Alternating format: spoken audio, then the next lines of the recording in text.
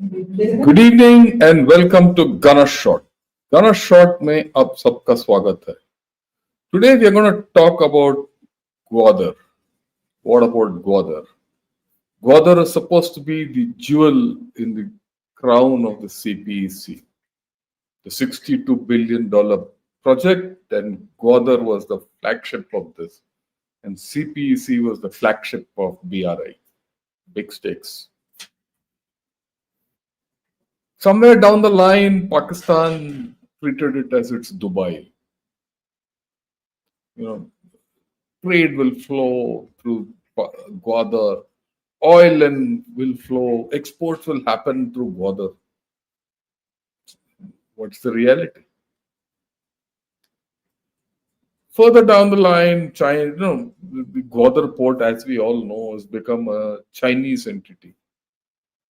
Beyond a point in Gwadar, no one else is allowed, and that's what I showed you in this cartoon. And this is a cartoon by someone there. It's not my own. Baluch not allowed. And Gwadar is in Baluchistan. And the rumor is that, I wouldn't say rumor, the analysis, everything is that Gwadar will be a naval base, a Chinese naval base. And it could be the first overseas theatre command headquarter of the PLA, and that is PLA Navy. And then there's also a lot of talk about Gwadar being that base where China will have its second strike capability.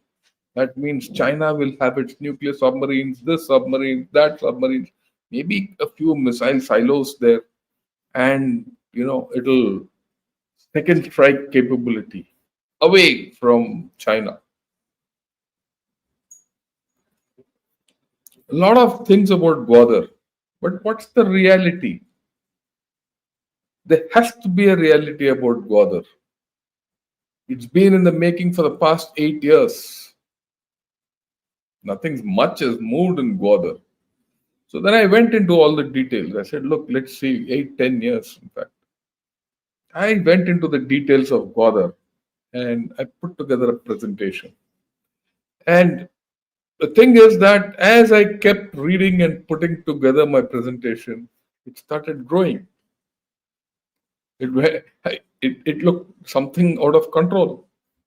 But then I said, look, this is such an important subject that I must put it across to everyone. One. Number two, I bounced it off some of my peers. When I spoke to them and I discussed a few issues, they said, we didn't know this. And that's when I decided that everyone knows something about the other about Gwadar, but what's the reality of Gwadar? Very few know. So that's when I decided that I'll not cut this presentation short. The video might be long, but people need to understand what Gwadar is. This is not a reality. This is a reality check. This is not a media presentation. And it's an analytical approach to this entire business of Gwadar. 360 degrees. So let's go with whatever I have with me. Okay, so the first thing. This article came out in the Guardian, right? Maybe about a month back, sometime back. What went wrong with Pakistan's Dubai?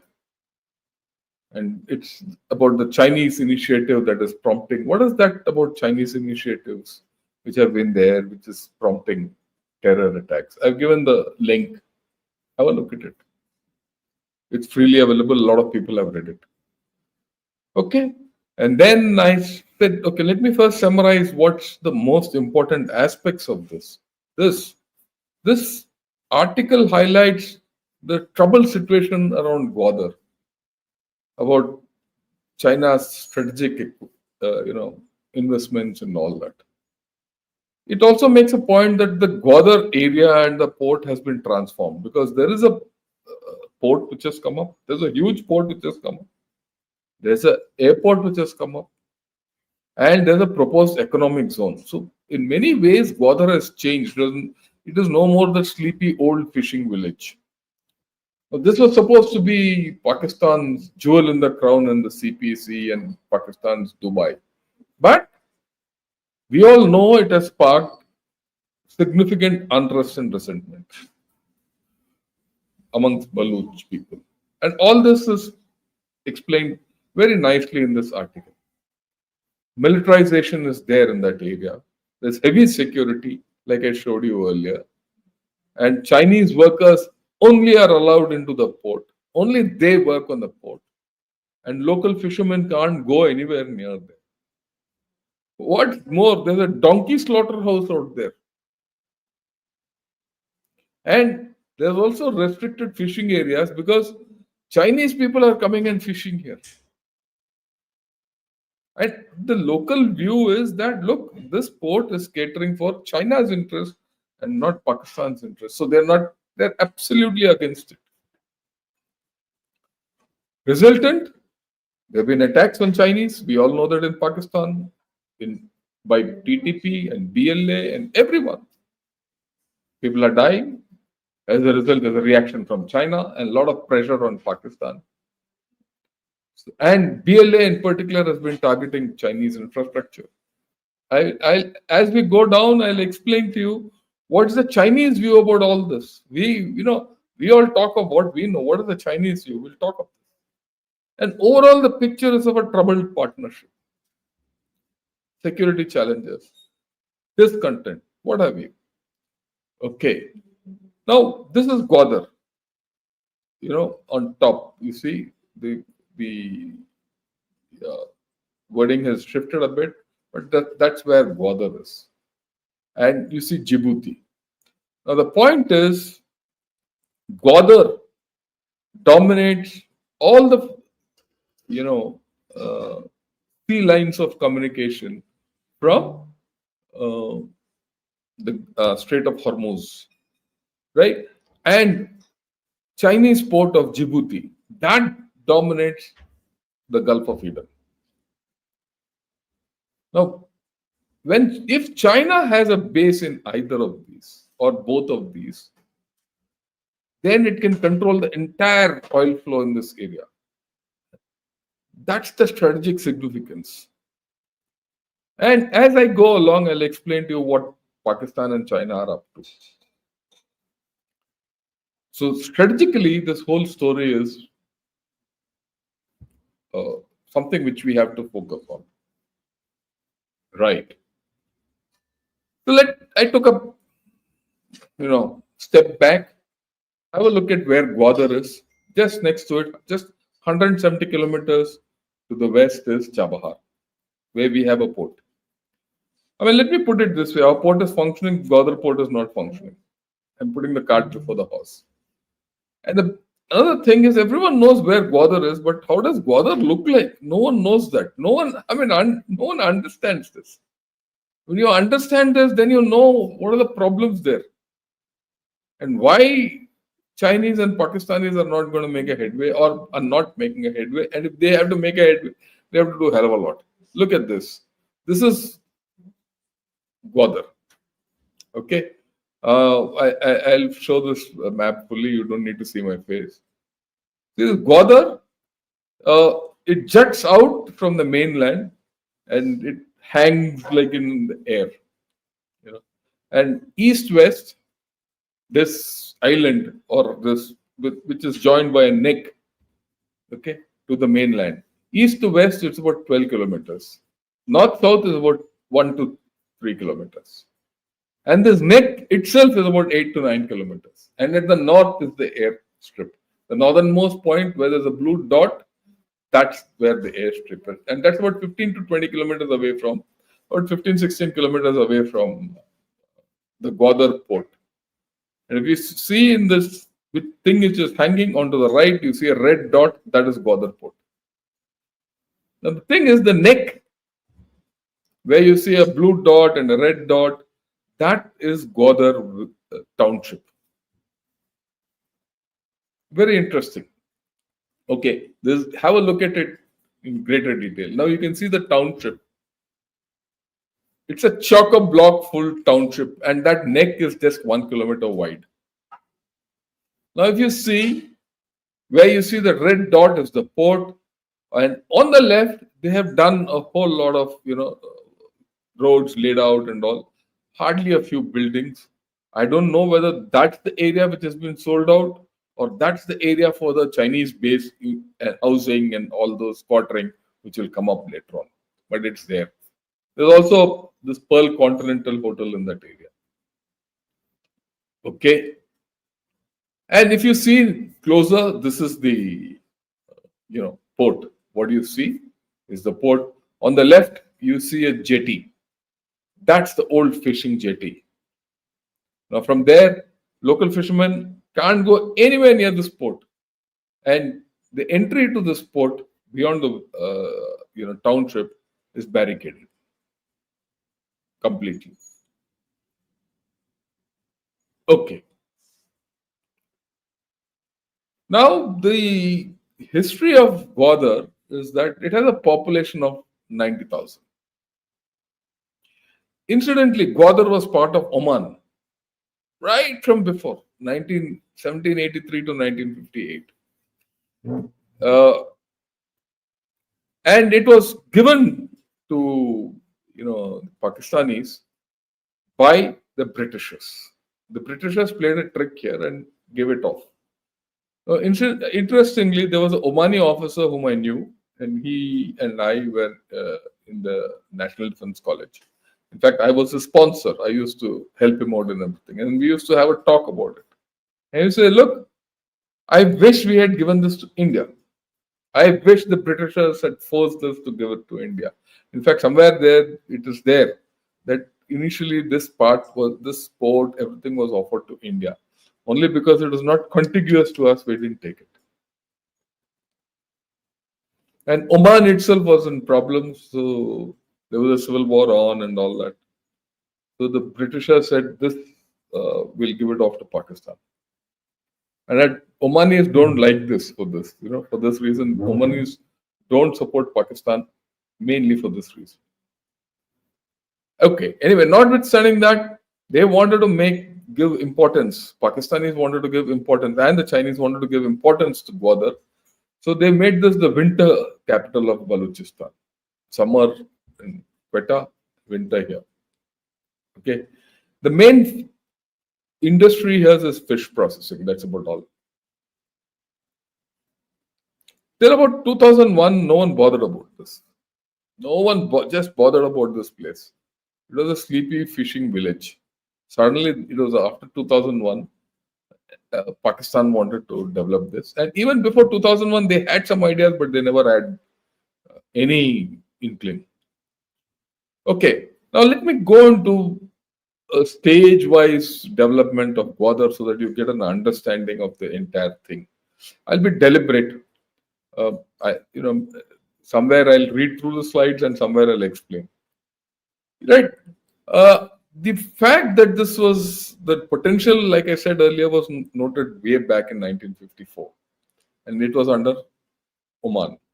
It was transferred to Oman from Oman to Pakistan in 1958, just for $3 million. Just think, just $3 million. It was all British era ferry. In 1988, a Belgian firm built a small fish harbor cum mini port, which you see, that small jetty. It was around 2001, there was a Gwadar master plan which was made. And this Gwadar master plan was unveiled in 2002. And the Gwadar Development Authority was also established around that time.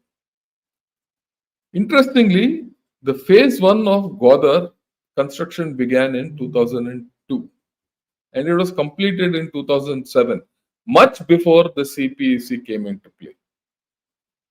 Okay, and it was only in 2013 that the Gwadar port and when CPEC was crystallized, that the entire thing was handed over to China.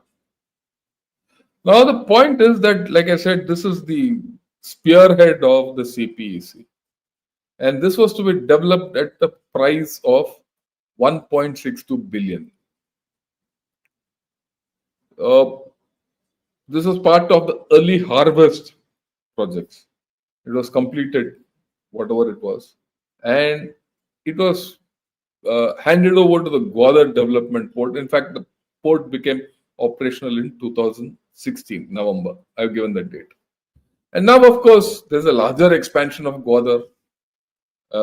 Roads are being built and airport being made, and you'll see various figures: $5 billion, $10 billion, and what have you. There's also this thing that CPEC is for $62 billion. Complete $62 billion was the outlay in 2013. Not all has been put into the CPEC. But in Gwadar, they've spent about $5-6 billion. Okay. So what's the use of spending this $5-6 billion? That's the $1 million question. We'll answer that now. There's a nice little, photo which shows what will be the shape and size of Gwadar. If you see here, that multi-storied building in the sausage is the Pearl Continental Hotel. There's a public park and there's a deep sea port. Oh, it looks so beautiful. But the reality is far different. As we go along, we'll understand it. This is a photograph of that reality. Okay, just a photograph of that reality today, what it looks like. Dusty, nothing, there's no color here. The only two colors are brown and patchy gray, green, which vanishes in summer, and the sea. Right? Now, what I want to show you now is the master plan for Gwadar, which was made, and a slick video which has been put out. So have a look at that video. It's very interesting. Here it is. Have a look at this. Is a port city on the southwestern coast of Balochistan, Pakistan, about 500 kilometers west of Karachi, 70 kilometers east of Iran, and guarding the Strait of Hormuz in the south with a superior location advantages. In 1958, Gwadar, a small rural fishing village, returned to Pakistan from Oman. Under the assistance of China government, the Gwadar Deepwater Port was built in 2005. With the China-Pakistan Economic Corridor proposed in 2013, Gwadar became the flagship of the CPEC.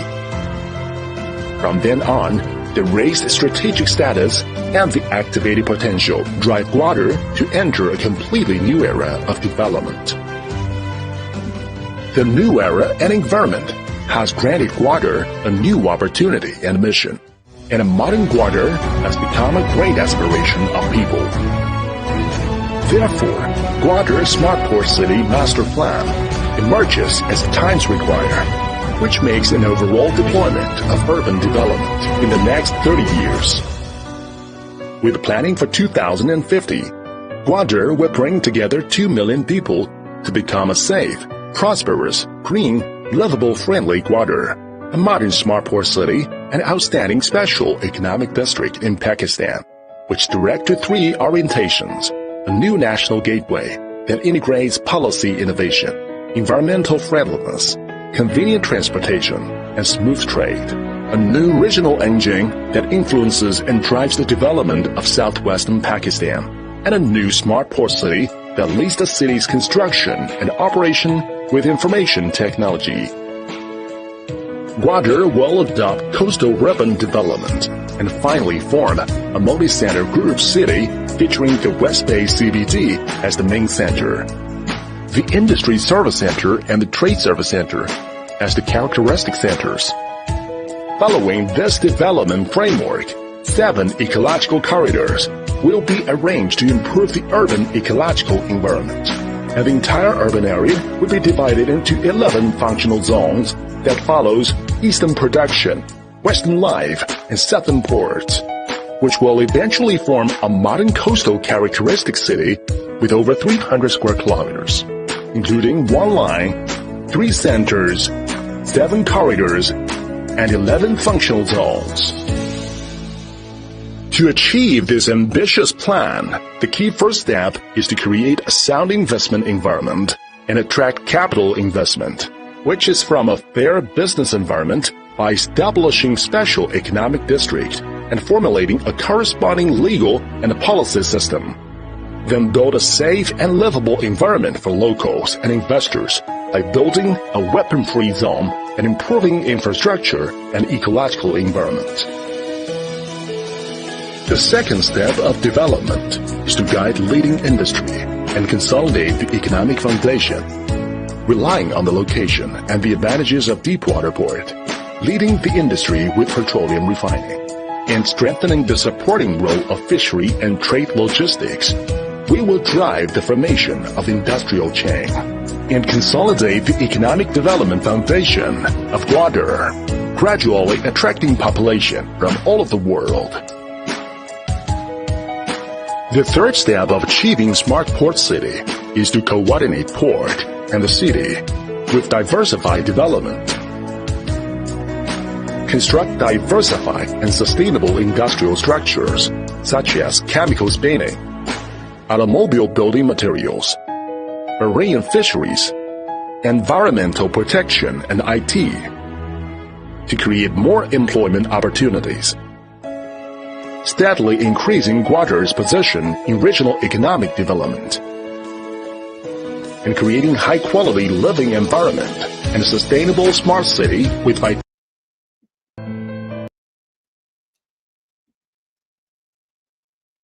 Yeah, so one look at all this gives you the impression, that Gwadar is the next San Francisco and Silicon Valley of, Pakistan.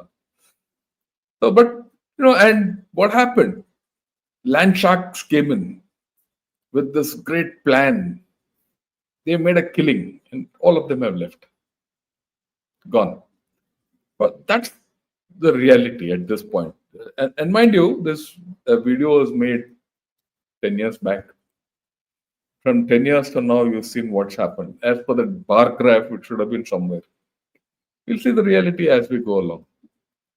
So what is this reality? This funny thing, which map you see, again, have a look at it fully. This is the map of the coast. You see Oman, you see Pakistan, you see Iran, and the Gulf. You see the traffic, shipping traffic in the Gulf. So much shipping traffic goes on. So then what I did, this is from many of the websites you can see live shipping traffic. So I took a screenshot of that. Then I zoomed into Gwadar. See, there's hardly 1 or 2 ships going far away from Gwadar. Not anywhere near, not even 100 kilometers near Gwadar. Not even Pakistani ships. So then at the same time, I zoomed in further. This is the port. If you see between the black piers and the white piers, you'll see one ship. This is about 4 days back. You can do this. You can do this trick yourself. You don't need me. Have a look at the site. Go to Gwadar. Go to any marine traffic port and you'll get this. So has the port done anything? Zero. If it's not doing anything, and why are Chinese sitting there? Obviously for a naval base. It's a no-brainer. But we'll go through the whole story. You have to understand all, Hindi में जो बोलते हैं ना, हर पहलू we must have handle on. Then Iran came up around that time, 2013. They said they'll set up a oil refinery there and they'll invest 4 billion. And they'll get pipelines from Iran. And there'll be a refinery. Of 2024, 11 years have gone. Now pipeline or line, refinery to forget it. The only refinery there is refining donkeys. So that's also gone. Nothing has happened. All dreams. And then DW, this German channel came out. They said Pakistan's Gwadar port shows China's Belt and Road can fail. This is also again a recent thing. It's not it can fail, it has failed. Right? Everyone knows it. But you see the level of failure, and you see, I mean, we'll discuss it. I'll just discuss it. Okay. But this is not it. Vion came out with a wonderful, little video on the Gwadar, called the Gwadar uprising. Have a look at that.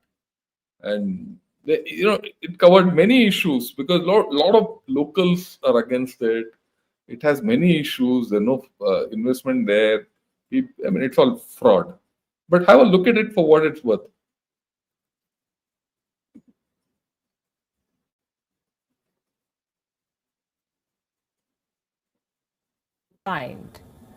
Something that challenges the political masters. Gwadar ko haq do, or give Gwadar its rights. The protest has shaken Islamabad, so much so that the government of Pakistan has dispatched more than 5,000 policemen to Gwadar, 5,500 according to one account. This is turning into an uprising. Thousands of protesters have joined the campaign in the last 18 days. The crowds are getting bigger. They're fighting back against the oppression of the Pakistani state, also against China's attempts to take over their land. Earlier this week, these protesters blocked the Makran Coastal Highway. This is a critical road link to Gwadar. It connects the region with Karachi and other parts of Pakistan. The protesters put up barricades, big boulders and hurdles. All kinds of vehicular traffic was suspended. On Thursday, local businesses downed their shutters in protest. All shops, business centers, markets and banks remained closed in Gwadar. The protesters have put up a list of 19 demands. What are these demands? Listen to this. What are the protesters demanding? Jobs, clean water, electricity, hospitals, schools. The people of Gwadar are demanding the absolute basics from their government. Those who dare to speak out are kidnapped, tortured, murdered. According to human rights groups, at least 6,000 people are missing in Balochistan. Since 2009, 1,400 people have been found dead. Their bodies were riddled with bullets and drilled with holes. So this campaign, the one in Gwadar, is a pushback. The people are fighting back. How is the government responding? With force, as it always does. Islamabad has sent the police. 5,500 cops have been deployed to Gwadar. To do what? They're calling it anti-riot duty.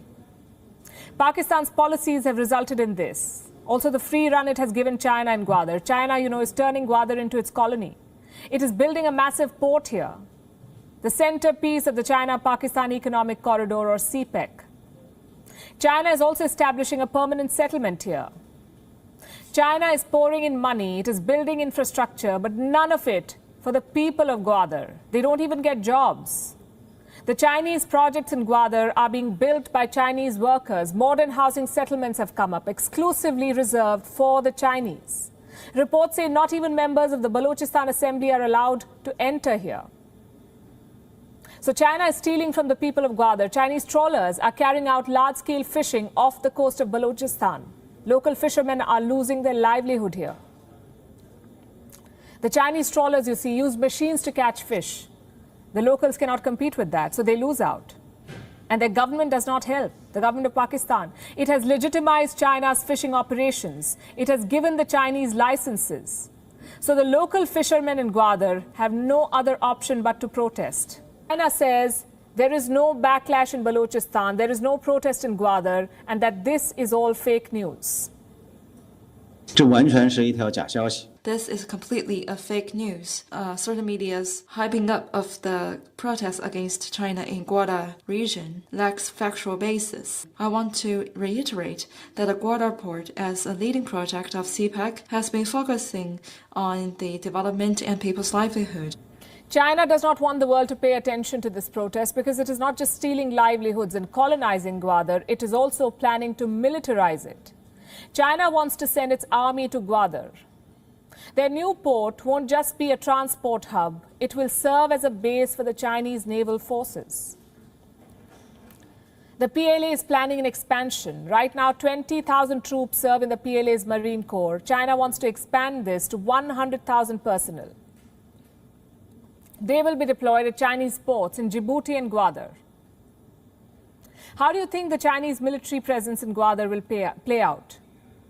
The writing is on the wall. Public anger is swelling. Separatist groups are gaining ground. Chinese projects and citizens are under attack here. Once the Chinese Navy sets foot in Gwadar, a retaliation is certain. And that could... So she's explained actually all aspects of this Gwadar problem. So you've seen a dream, you've seen a reportage, but what's the view on ground? What's the anger on ground? We've all heard of Marang Baluch, a young lady who's taken up who's now considered the voice of the Baluch movement. She's the one who motivated at some point of time the Gwadar Ko Hak Do movement. And she's, if I say hunted in Pakistan, is an understatement. He's hounded and hunted. But let's hear her. What does she have to say? I found this video and I thought let me share it with all of you to give you an understanding of the moves which are taking place.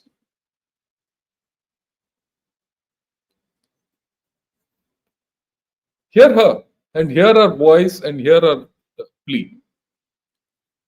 किसी ने ओशाब में 2 बच्चों पर गोला बारूद फेंके ना, वो न्यूज आप लोगों ने कभी नहीं दी। आप लोगों में से किसी भी मीडिया चैनल को मैं चैलेंज करती हूँ कि वो आए बलूचिस्तान में। आप लोगों में से कौन है जिसने तुर्बत देखा है, जिसने ओशाब देखा है, जिसने आवारान देखा है? आवारान में एंट्री आपको नहीं मिलेगी, आवारान में आपको वीजा लगा के जाना पड़ेगा। ये है वो बलूचिस्तान जिसको आप लोगों ने देखा नहीं है, जिसको आप लोगों ने सिर्फ और सिर्फ व्हाट्सएप के कॉपी पेस्ट बयानिए से जाकर जो है ना मैच किया हुआ है। उस बलूचिस्तान को देखने की आप में जरूरत नहीं है। अगर आप देखेंगे तो आप, मुझे यकीन है अगर आपके अंदर इंसानियत है तो आपकी आंखें शर्म से डूब मरनी चाहिए। शर्म करें आप लोग कि आप लोगों ने एक कौम को 70 सालों से खून रेजी की है, 70 सालों से उसकी औरतों को नहीं बख्शा है, उसके मर्दों को नहीं बख्शा है। ये है वो आपकी रियासत की हकीकत। आप हमसे मुजम्मत करवा कर अपने रियासती जब्र को नहीं छुपा सकते। आप हमसे मुजम्मत करवा कर सबसे पहले याया खान से जाकर मुजम्मत करवाए, सबसे पहले अपने सबसे बड़े हीरो जो मुशर्रफ है ना, उससे जाकर मुजम्मत करवाए कि उसने जो है ना एक 80 साल बुजुर्ग बुकटी पर भी गोला बारूद मांगे, उसको भी मारा। ठीक है ना, जाए अपनी रियासत के मशीनरी से जो है ना मुजम्मत करवाए कि उन्होंने बलोचों की नस्ल कुशी क्यों की, वो आज भी नस्ल कुशी क्यों कर रहे हैं। ये आपकी रियासत की हकीकत है। So this is the kind of a feeling in Balochistan against Gwadar, against the Chinese, against the Pakistani state itself. And in this kind of environment, and based on what that WION news report is, just think for yourself, where will Gwadar go ahead? Can it go ahead? But then the Chinese and the Pakistanis are hard people, hardier stuff. China has doubled down on securing Gwadar. Okay. Why? Why does China want Gwadar? We all know it. It enhances its geopolitical leverage, which I showed you in the beginning. Gwadar plus Djibouti holds the complete North Arabian Sea, the Gulf of Hormuz, and the Red Sea. It controls oil. And that was there even in that, that Gwadar master plan video. It enables China to project power.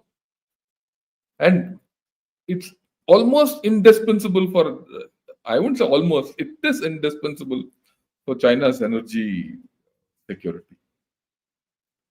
It's worried. What if Indian Navy comes and stops this?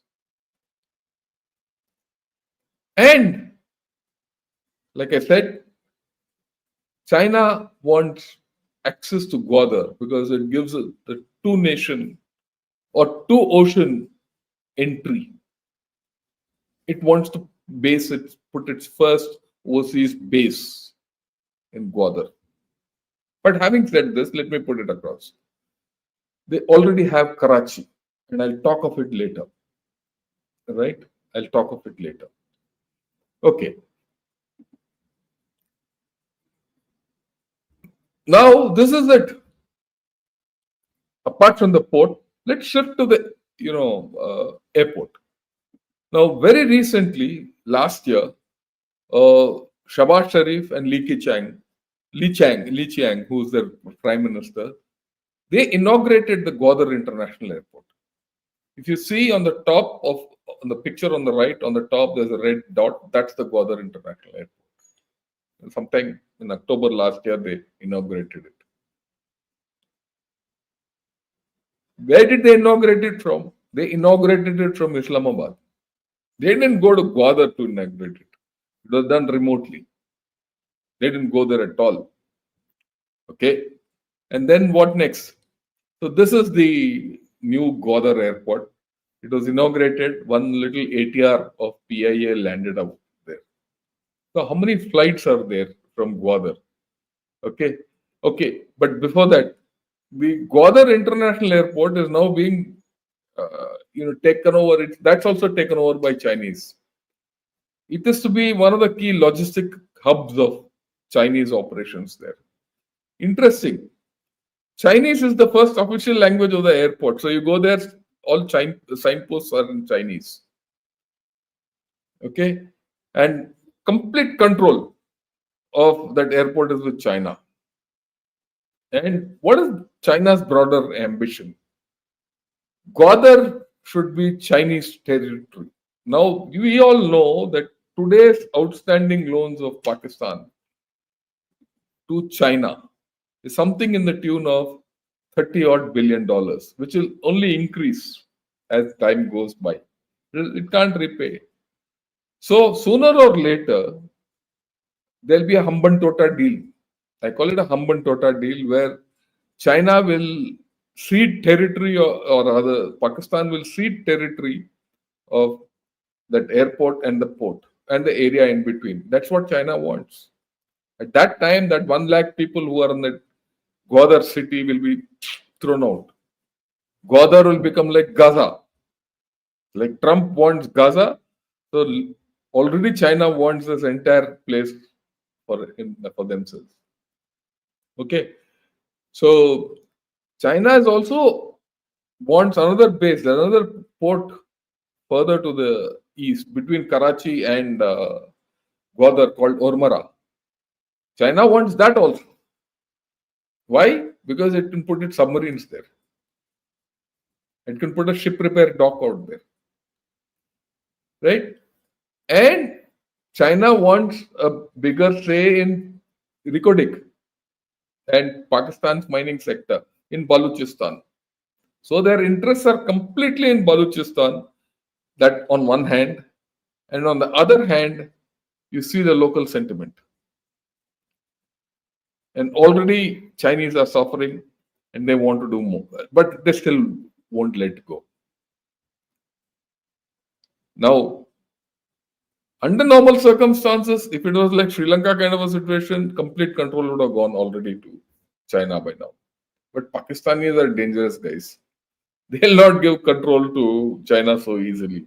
These generals, if you shake a Pakistani general's hand, you must count your fingers after that. Otherwise, it will go. Okay, they're very greedy. We know that. So they're not going to give it. They're going to play China against USA, and that game is already on. Okay, but let's go ahead. Let's go ahead with the story of Gwadar. We have to understand the entire story to know what will happen in Gwadar.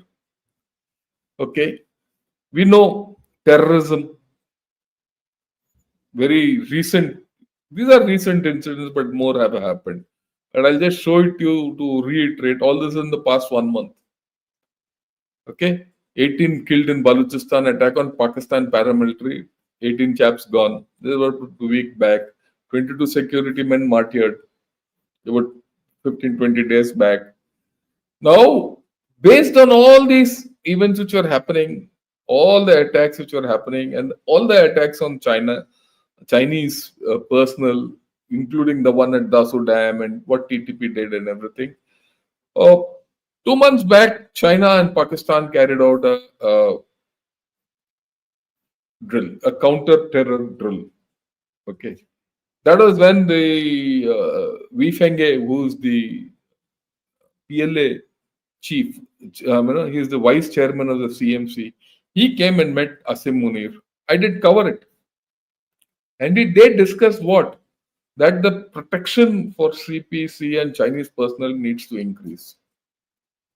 And for that, he said, I want to put my troops. Pakistan has so far not agreed. Why? Pakistan has already put one division, raised one division to guard them, but they're not able to. I hope the Chinese come in, because then the thing will become, we'll talk of it. We'll talk of that also. Okay. And then there's this article which came out. Right? This article has come in Chinese, one of the core magazines. I couldn't lay my hands on that article, right? But this is what South China Morning Post comes out and says. Now, China urged to play a leading role in Pakistan anti-terror drive after a string of attacks, and one of their guys have written this part of the story which China is building up. China is putting pressure on Pakistan through such media stories. He says, in the face of increasingly rampant terrorist activities of BLA, China should change its mindset and should even gradually play a leading role in countering terrorism. This will go on, this media thing will go on. It's salami slicing. Now China is salami slicing Pakistan. Okay? Now China should strengthen its intelligence gathering and sharing with Pakistan. And, because they're directly related to China. And China should build up adequate counter-terrorism capacity in Pakistan. Okay. There should be increased cooperation between China and Pakistan, in which all areas, extradition, intelligence sharing, legal assistance, and all that. Okay. And then he says China should push for a greater role. And they should, they should deploy their private security firms. Or China-Pakistan joint security forces. And so far, Islamabad has not shown interest. He says it was, interesting. This is how Chinese operate.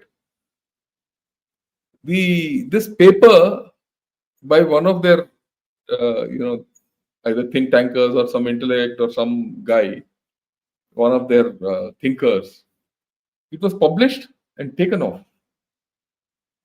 Okay. It also says somewhere that, it's possible that India and USA are backing BLA. Okay. And to ensure that the China-Pakistan economic corridor doesn't go through. So this entire story, you see how it's going. There are a lot of strategic interests. China doesn't want only Gwadar, it wants Ormara also, it wants mining rights also, it wants everything, it wants to control everything. It wants Pakistan to cede this entire territory to China. Pakistan is angling, Pakistan army, how it'll angle. And all this, they want to deploy their own forces. And they're making a case for it. And they're going to build public pressure on Pakistan. We're going to see this happen. There's another article which I found in Guancha. This is, of course, a translated article, but it makes interesting reading. So I would like you to, have a look at it. I'll put out the main points.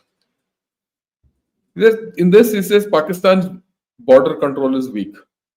Security situation is deteriorating. We all know that. But what he says in this article, there's another article from their mainstream media, or rather the rabid vernacular media, which says that, there's oil smuggling which is being done from Iran into this part of the world. And that's increased by 67%. And who does that? BLA. Something like 2.8 billion liters of oil is coming across from Sistan Baluchistan, which is in Iran. And it is BLA and other separatist organizations are the ones who are doing the smuggling, and that is what funds them. And he says, look, this is not a the BLA is no more a typical tribal separatist force and all. They've become very sophisticated in their attacks, and this is here to stay because they're getting oil, which is their main source of revenue. And he says, when it's foolish to talk extraterritorial powers are funding BLA, whereas the evidence is right in front of us. So what is he suggesting finally? He says carry out extensive CI ops in Balochistan. But that's like, searching for a haystack in the moon. Okay. And he says, of course, in the end, he again goes back and says extraterritorial major powers are also interfering, and so there are many variables which have come up. So, you see that in their think tanks, in their vernacular media, in their international media, such articles are coming up. So pressure on Pakistan to give away that territory. See how it's developing. Right now, Gwadar started as a port, jewel in the crown and all that nonsense. Dubai, kuch nahi hai. Zero. Now it's become, it's the Chinese only are there and no one else. Very clear. Okay. But there's another angle in this. This is from a Pakistani naval journal, in which he says the Pakistani Navy is expanding exponentially, which I've covered earlier also. They got Hangor class submarines, destroyers, everything. The state-of-the-art ships from China. They're also they're also doing joint production of GF-17, incidentally, which Bangladesh also wants to buy. Plus the fact that, Pakistan is seeking the latest aircraft also from China, the J-35 type, stealth. Add to this, Turkey is, the defense cooperation with Turkey is increasing. Turkey and China are good. So you see that a lot of jointness is developed. Another thing, the Pakistani Navy is all Chinese ships today. For these kind of Chinese ships, there's already a base in Karachi. Repair, equipment, ammunition, everything is there. So stocking for Chinese ships in terms of base facilities already exists. Now just think, Karachi is there, Djibouti already China has a base, and if Gwadar comes up as a base, how strong 3 bases it will have. We'll talk of that also. With Pakistan, Pakistan can develop it and say, it's my navy. So China is developing Pakistan's navy, and Pakistan's navy, part of it will get deployed there for international purposes, and their own thing will go on. So there's a in-between deal also happening. And of course, the whole story will revolve around debt, FET, and all that nonsense. Whatever debt is there on CPEC and things like that, if you think Pakistan is going to repay anything to China, forget it. If you think China doesn't know about it, forget it. That's why they're not starting any new projects. It's the old projects which are being completed. They are looking now at Gwadar. Period.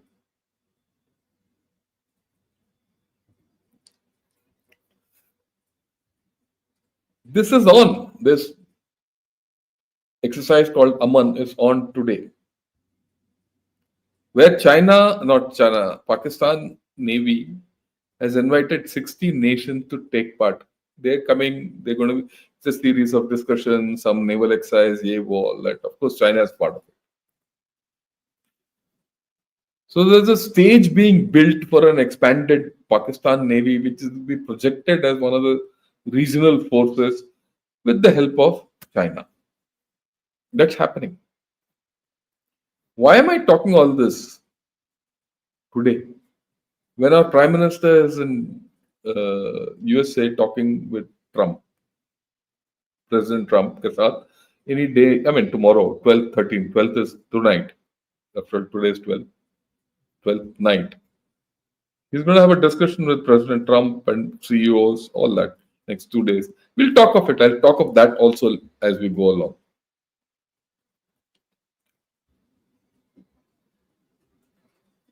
So this should figure in the talks. I'm sure it is figuring. We'll talk of the talk between India and USA and the effect on China and Pakistan. It'll come out.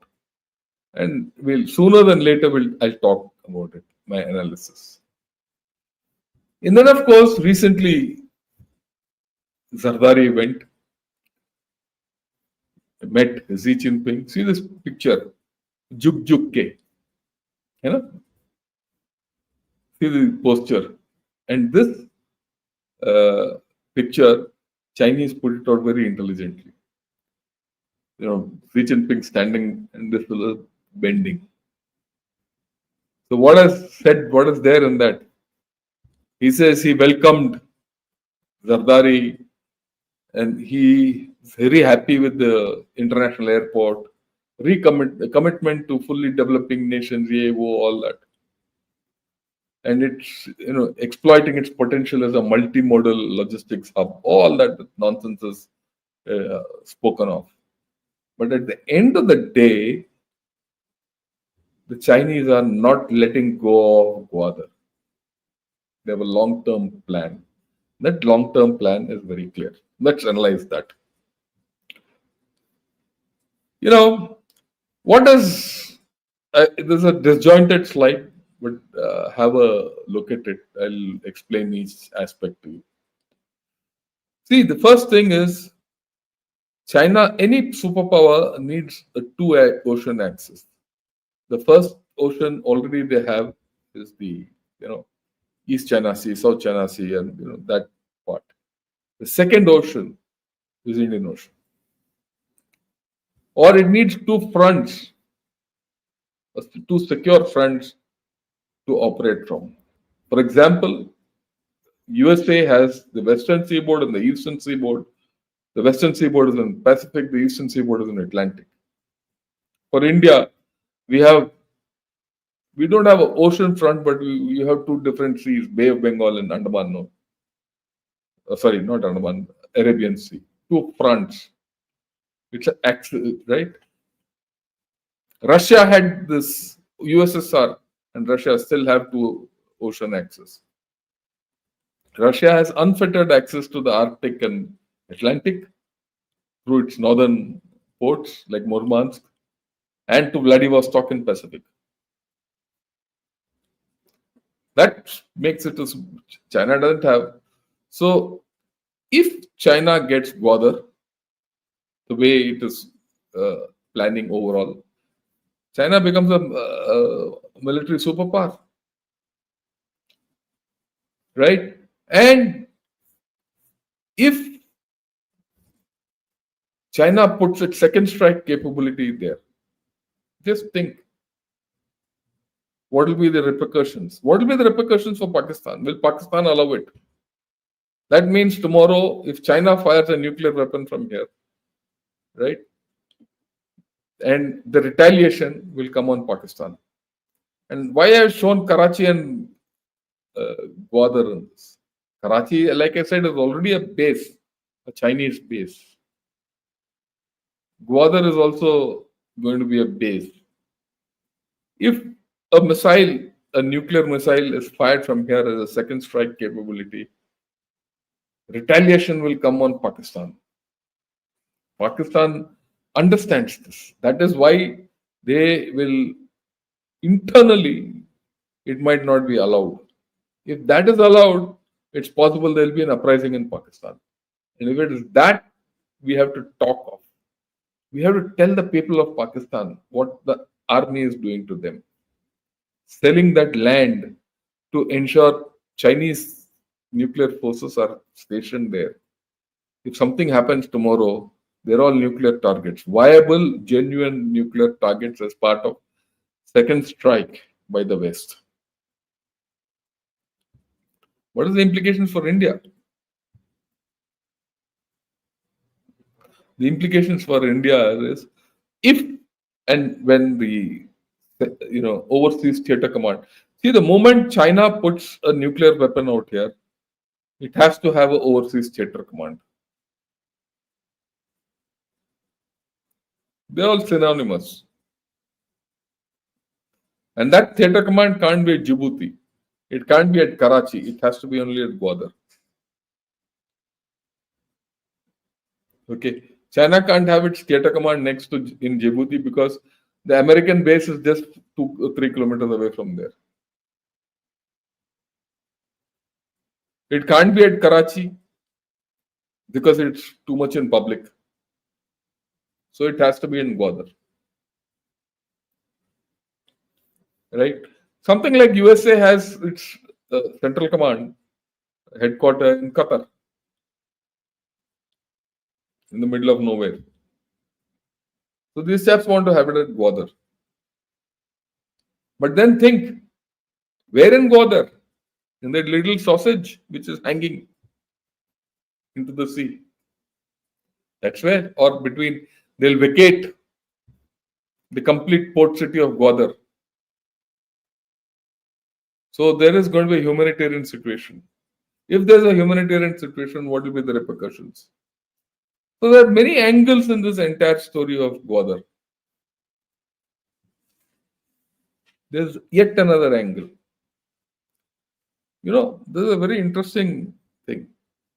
The sea was once a blessing for the Pakistani city of Gwadar, but now it has become a curse. Why? Global warming. Because of global warming, flooding is taking place. And for many days, the Gwadar city was flooded. Okay. See, the city is built on sand dunes. And the Arabian Sea is on all 4 sides. In fact, 3 sides. In fact, for the Gwadar base, it's on all sides. It's at a low elevation.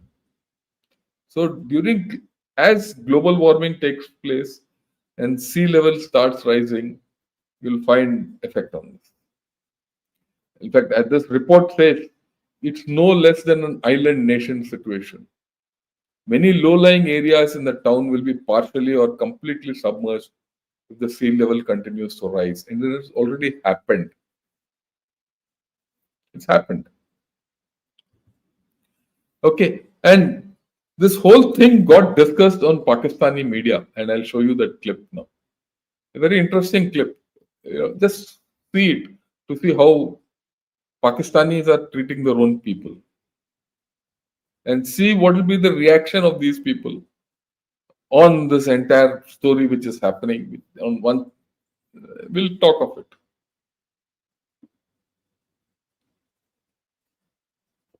It floods, चाहे वो ग्वादर में हो, चाहे वो 2022 का flood हो. मैं 8 दिन रहा हूँ ग्वादर में. ग्वादर के लोकल रिपोर्टर्स थे जो मुख्तलिफ चैनल से वाबस्ता थे. मैं तो ज़ाहिर कराची से गया हुआ था. इट मीन्स कि my institution was pretty much, not pretty much, but they were heavily interested and invested in what's happening in Gwadar. So that's why I went from Karachi to Gwadar and stayed there. लेकिन ये बात तो मुझे भी पता है ना कि मुझसे ज़्यादा वहाँ का ये लोकल नुमाइंदा जानता है. तो जो दीगर चैनल के लोकल नुमाइंदगान थे ना, वो रोज़ खड़े होकर देखते थे जब कि यार हम क्या करें. मैंने कहा यार आप चैनल को हम लेते हैं. कहते हैं वो नहीं चला रहे, वो हमें फ़ोन करके कह रहे हैं कि यार अभी हमारे पास टाइम स्लॉट नहीं है. PSL भी तो चल रहा था ना यार उस वक्त. PSL मतलब क्या हो गया यार बताओ. वो हम ना PSL ना देखें हम. और entire population was drowned, like they were in such a state कि I cannot even describe कि वो क्या situation थी. and वो यूं हाथ पे हाथ धरे वो लोग खड़े हुए कि यार हम कैसे रिपोर्ट करें, हमारे चैनल ने कहा है कि हमारे पास टाइम स्लॉट नहीं है. यही तो डिस्कनेक्ट है. मतलब मेरा बहुत पसंदीदा शो है ए स्पोर्ट्स पे पवेलियन आता है, बहुत ज़बरदस्त करते हैं. तो when this was happening I was following you what was happening. हम व्हाट्सएप पे भी बात कर रहे थे उस टाइम. اس ٹائم پویلین کے ایک شو میں فخر عالم نے بولا کہ یار ہم گوادر گئے تھے, کیا خوبصورت اسٹیڈیم ہے, اس کو ایک انٹرنیشنل اسٹیڈیم بنا دینا چاہیے, اور ہم چاہتے ہیں کہ اگلے سال کوئٹہ گلیڈیٹرز کے میچ ہوں ادھر. اینڈ آئی واز لائک یہ دو ملک ہیں, ایگزیکٹلی. یہ دو ملک ہیں کہ اس وقت گوادر میں یہ چل رہا ہے اور نیشنل ٹی وی پہ یہ ڈسکس ہو رہا ہے کہ کوئٹہ گلیڈیٹرز کے میچ جو ہیں وہ گوادر اسٹیڈیم میں ہونے چاہیے. And I was just like یار آپ اپنے ملک سے کتنا ڈسکنیکٹ ہے, کتنا ڈسکنیکٹ ہے. یہی اگر کوئی ماسکو میں کچھ ہوتا ہے وہ سب کو پتہ ہوتا ہے, نیوز پہ بھی آ رہا ہوتا ہے, لیکن آپ کا مطلب ایک میجر شہر جو آپ چاہتے ہیں کہ ہب ہو ساؤتھ ایشیا کا, وہ ڈوبا ہوا ہے. And you just it's not even news. It's not even, مطلب میں جس اسٹیڈیم کی آپ نے ریفرنس دیا, اسی اسٹیڈیم ایگزیکٹلی سامنے کی جو لوکیلٹی ہے نا, جو بالکل یعنی اسٹیڈیم کے جو چاروں طرف وہ لوکیلٹی آباد ہے, تھوڑا سے فاصلے پہ, آپ اس لوکیلٹی کا حال دیکھتے نا تو آپ روئے بغیر نہیں رہ سکتے تھے کہ یار یہ یعنی ہر مجھے سمجھ آتی ہے, کاسٹزم مجھے سمجھ آتا ہے, مجھے کلاسزم سمجھ آتا ہے, مگر مجھے یہ نہیں سمجھ آتا کہ یہ کس کلاس اور کتنی لوور کاسٹ کے لوگ ہیں کہ جہاں نہ میڈیا آنا چاہتا ہے, نہ ایڈمنسٹریشن آنا چاہتی ہے, نہ حکومت کو کوئی انٹرسٹ ہے, نہ ریاست کہتی ہے. بس اسی علاقے کے بالکل سامنے ایک اسٹیڈیم ہے جس کو لوگ جانتے ہیں پہچانتے ہیں, اسی اسٹیڈیم کے برابر میں ہزاروں لوگ رہتے ہیں, کسی کو ایک کو نام بھی نہیں پتا کہ یہاں پہ کوئی مر گیا, کوئی جی گیا, کسی کی نسلیں تباہ ہو گئیں, کوئی کئی 100 سال سے اس خطے میں رہ رہا ہے, اس کے گھر کے سامنے ایک اسٹیڈیم بنا ہے جس کو سب ریکگنائز کرتے ہیں, لیکن یہ کئی 100 یعنی اس خطے میں یہ تب سے رہ رہا ہے جہاں پہ جب اس ملک کا بارڈر بھی نہیں تھا, یہ تب سے رہ رہا ہے جب نہ تو یہاں 1857 کی جنگ تھی, نہ انگریز آیا تھا, یہ تب سے یہ اس جگہ پہ آج تک رہ رہا ہے پچھلے کئی 100 سال سے, اور اس کے پاس کوئی ریکگنیشن نہیں, اس کو کوئی جانتا نہیں ہے. اسی کے سامنے ایک اسٹیڈیم ہے جو شاید ایک ارتھ کوئک بھی برداشت نہیں کر سکے, ایک زلزلہ بھی شاید وہ برداشت نہیں کر سکے, اور سب کو وہ ریفرنس پوائنٹ یاد ہے کہ وہاں پہ ایک اسٹیڈیم ہے اور ہمیں وہ اسٹیڈیم میں جانا ہے. یہ کون سی کاسٹ ہے, کتنی لوور کاسٹ ہے, کتنی لوور کلاس ہے کہ اس کو پہچاننے سے ریاست انکاری ہے, اس کو ماننے سے ریاست انکاری ہے. اور بلوچستان میں یار مطلب آپ کبھی کسی سے بات کریں نا, بلوچستان کو منرل کی جگہ بلوچ نہیں کہتا, بلوچ کو فرق بھی نہیں پڑتا کہ اس کے اندر منرل ہیں یا نہیں ہیں, کوئلہ نکلتا ہے, تانبا نکلتا ہے, دودر سے سونا نکلتا ہے, اس کو فرق بھی نہیں پڑتا. And I am not even trying to be emotional اور فنی اور sarcastic, I am just trying to speak out loud what Baloch things. اس کو فرق بھی نہیں پڑتا کہ اس میں اگر قدرت کی طرف سے یہ اعلان ہو جائے نا کہ یہ بلوچستان کل سے گنہگاروں کی جہنم میں ہے اور دہکتا ہوا کوئلہ ہے نا, تب بھی یہ بلوچ اس کو ویسے ہی اون کرے گا جیسے آج اون کر رہا ہے, کیونکہ یہ اس کا ہے. آپ یہ ایکسپیکٹ کریں کہ آپ اپنی جس جگہ جس خطے میں کئی 100 سالوں کی لوگ داستانیں ہیں, جہاں کے لوگوں نے پرتگالیوں کے خلاف جنگ کی, انگریزوں کے خلاف جنگ کی, اپنا خطہ بچانے کے لیے لڑتے مرتے رہے, آج وہ صرف اور صرف اب وہ نہیں مقابلہ کر سکتے قدرت کا نا. قدرت کے سامنے کون کھڑا ہو سکتا ہے؟ اب وہ قدرت کے سامنے بھی کھڑے ہیں, اور اس قدرتی جو آفات ہیں ان کو مزید جو ابتر بناتے ہیں جو حکومتی پالیسیاں, ان سے بھی لڑیں. مطلب اب وہ کیا کریں؟ So just think, what does the Baluch do? People of Gwadar, what do they do? Climate is hitting them. The Chinese are hitting them. The Pakistanis are hitting them. Pakistanis are not bothered about it. They're just being killed. You saw this. You hear this fellow, this young chap, he's a Pakistani media guy. He's a young Pakistani. He speaks. Mairang Baluch has spoken with a lot of emotion. You heard that Beyond report, and you still have people spinning dreams. And you have China, which wants to establish a base, and Pakistan, which is the army, which is assisting them. You see the forces at play. But at the end of the day, Do you think this will become this is so vulnerable also? Its vulnerability is not only from the other armed forces, its vulnerability is also from nature. Do you think a base will come up there? It's not happened for the past 10 years. What does India have to do? Very simple. Just support the Baluch people. Just support the Baluch people. It is their fight, it's not my fight. Okay. But let me, show something else. This is an article which came out very recently, 12th January. That's why I've highlighted it. Where did it come? It came in Dawn. What do they say? It was completed into the Gwadar deep sea port, completed in 2007, was supposed to be a shining success for the other newly built ports in the region and beyond. Yet, 8 years after the official launch of port operation, it lags behind even other China-built ports in Sri Lanka, Nigeria, and Cameroon. Barely any vessel calls at Gwadar. Now they themselves are saying. Built as part of the multi-billion-dollar CPEC, Transport and Energy Infrastructure project, the port remains a non-starter. And in the words of a minister, a white elephant. It's a white elephant. This entire port is being built at Pakistani cost. Pakistanis are paying interest. And everyone is being told that all this will happen, but nothing is happening. We now very clear that except a Chinese base, nothing else will come. And the locals are not happy, and the Pakistanis are not bothered about the locals. They'll be looted. Further, this article goes on to say, a plan, no matter how grand, cannot improve the security situation in Balochistan. He's talking of the security situation, which the Chinese have also now realized where they are. Or bring peace to Afghanistan. In this article, interestingly, he links all this with Afghanistan. Without peace in Afghanistan, he says, without which it is impossible to get business from Central Asia. Nor can it convince China to relocate its industry from here. In any case, there's no industry. China will not relocate its industry here. There's nothing. There's no power. There's no oil. There's no water. There's no water. Oil will not come through Gwadar, and oil pipelines will not go, which we once thought oil pipelines will go from Gwadar, they'll go up to Xinjiang. Nothing will go. Okay.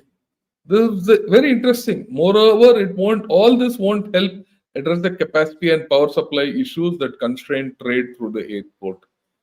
There's no capacity, there's no power, unless the issues containing the potential of Gwadar are addressed. To executive order or marketing plan can be made, can make the port city a regional shipping and trade hub. Nothing will happen. So where does it leave China and Pakistan? China is very clear. They want a base there. They want second strike capability there. They want that to be their theater command. Karachi, Gwadar, and Djibouti. Don't have doubts about what I said. This is all official. I mean, look, I keep telling everyone, whether it's a Chinese chap or a Pakistani comes, he trolls. I have no problem with it. I am quoting from their media. This is their truth. The truth is also that the people of Balochistan are completely alienated. They're completely alienated from the Chinese. If the Chinese come there, Gwadar will be a prison. And we all know they can't go anywhere outside that small island, which is hanging away. So what do we have to do? I don't have to answer that. We can do a hell of a lot. Like I said, just support Balochistan. Just support the Baloch people. How do we support Baloch people? just the way Musharraf supported Kashmiris, just the way Asim Munir is supporting Kashmiris. We should start celebrating Baluch Liberation Day. We should have Baluch Solidarity Day. Enough.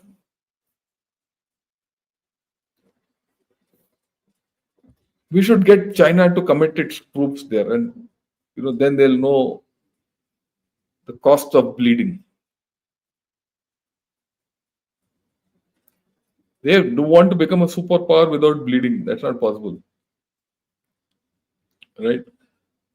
So this is what I thought I'll put across to you. I do hope you people like this video. I hope all of you who've seen this video have understood what Gwadar, the reality of Gwadar is. It's multifaceted. One thing for sure, for the next 10 years, there's nothing going to happen there. Okay. And we also have to realize that China itself might not have money to invest in this. It might not have. And we also have to understand that Pakistan has been given some help from World Bank, $30-40 million. Why? Counterpull. USA is already up to it. So I hope our Prime Minister talks about this with President Trump. Our strategic partnership is not only for our neighborhood, this, that, and all. Sort out these things. And it is for this reason that our strategic partnership with USA has to progress.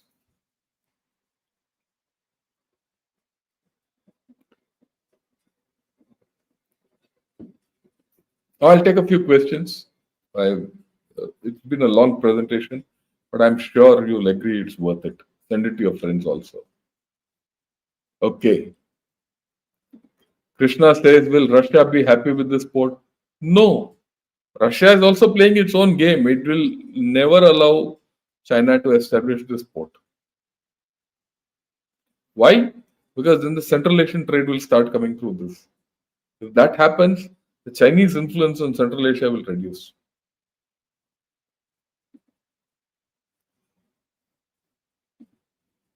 Apart from Chabahar, what other options does India have to counter the Chinese Gwadar? I told you, people. That's why I showed you the Pakistani youth media. Use that. The power of media is something which we have not used so far.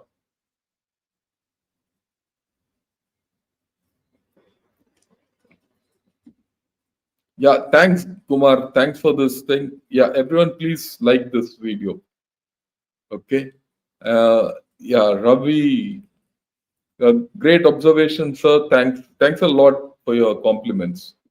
Yeah. Next is why are they planning to bring water where are they planning? Yeah. Jose, there's no plan. So far, I have not seen any plan from where they'll get water. That's a big question mark. Okay. Will Gwadar become China's Vietnam? It will not, because Vietnam was a country. This is a small place. Push comes to serve, that's why I showed that first cartoon of mine. If you see, I'll show it to you. And they're using Pakistan to guard them. They'll never show it as a cession of territory and all that. And there are issues in this whole story. But it won't be a Vietnam for China. That we shouldn't think of it that way. Yeah, look at this. Sorry. Look at this. It's only that territory which will be Chinese and that airport. And they'll use Pakistanis to guard them. That's the point. So the Chinese often build infrastructure as train stations in underdeveloped or remote areas, sparking development and growth in those regions. Are they applying? They're trying. That's why they build that airport. One flight from Oman comes, Muscat comes once in 3 days. One flight comes from Karachi once in 3 days. Total some 8-9 flights in a month, or 10 flights in a month. That's it.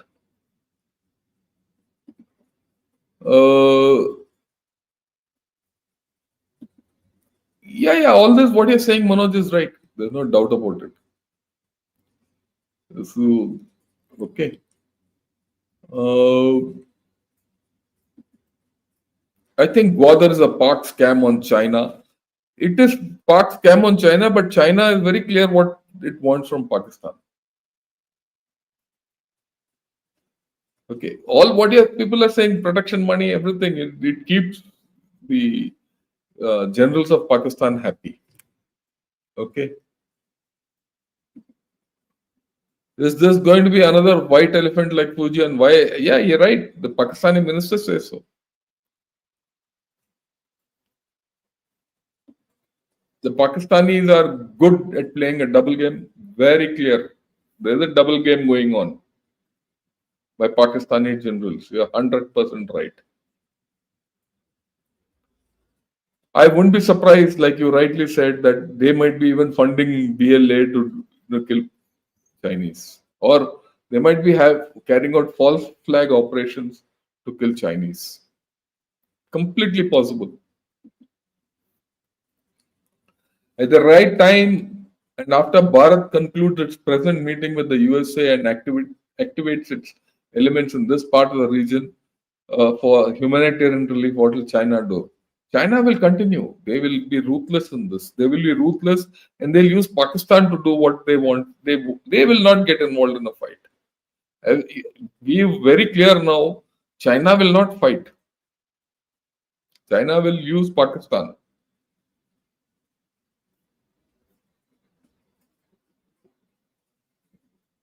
Yeah, या दुनिया कितने जालिम country Pakistan जैसे. Yeah, I agree with you. Will this give rise to a more fierce Baluch militancy as Chinese will get a free hand to deal with BLA? Also, any similarity between Dubai and Pak? Forget about Pak, Dubai and Pak. That is, I agree with you. Both are, it's a beggar's game. But do you think the Baluch militancy will go down after you heard what you heard? No.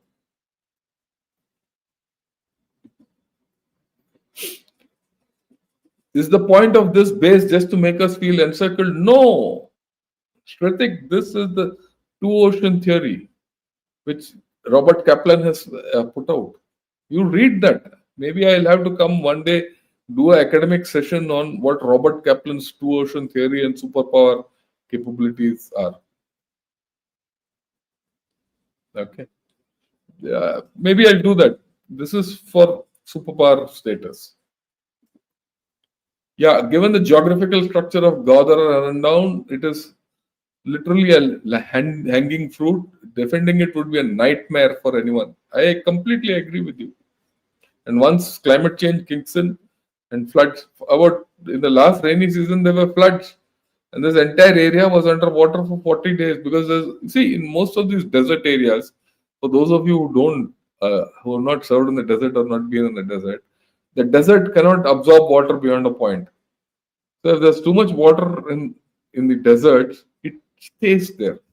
So you have malaria, area, all those, encyclopedize, all this happens there. And it becomes stinking. And if you actually now go along the Indira Gandhi Canal, a lot of water has come up along the canal, saline water. And salinity has spread to fields and all that. Now it must be much more. I'm talking of, I last went there about 15, 16 years back. So similarly, if floods start happening and the area is flooded, and if rains start happening and water levels start increasing, that entire area will remain flooded, problematic, no movement, everything. And it's possible that this Gwadar port itself will get affected. So let's say interesting times. But I thought today I'll explain this business of Gwadar port to all of you, so that all these. Yeah. Divakar, Jai Hind. Thanks a lot. And yeah, Maulana ji, आपको भी, how are you? All fine, right?